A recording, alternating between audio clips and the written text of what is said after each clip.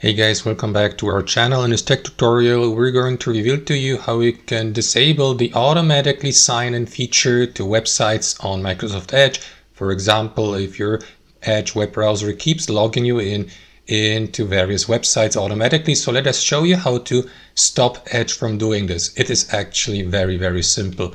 Launch the Microsoft Edge web browser, and here on your home screen, click into these three dots in the top right corner and into settings. Next, here in that drop down menu, inside your browser settings, head over to profiles here on the left panel, and after that, here under profile settings, click into profile preferences.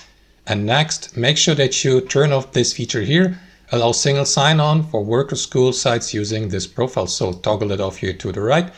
That's the first step. The next step would be to return to the previous menu by clicking on that arrow to the left icon and by clicking into passwords here at the bottom. What you want to do after that is click into settings here on the left panel and scroll all the way down till you get to the passwords section here to the right, and make sure that you disable or turn off this feature here, offer to save passwords, by toggling it off to the right. As you can see, these changes will be then applied instantaneously. And last but not least, guys, you may also clear your browsing data, including autofill passwords and cached files. To do that, here on Edge, click into these three dots in the top right.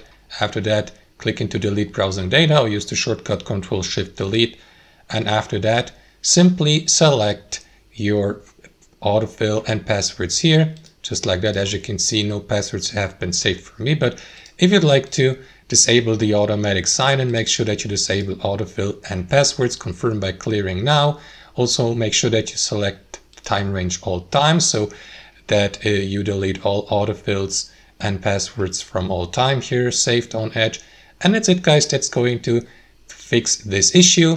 Thanks for watching. Hope you enjoyed this video, got some value from it, and we'll see you next time on our channel.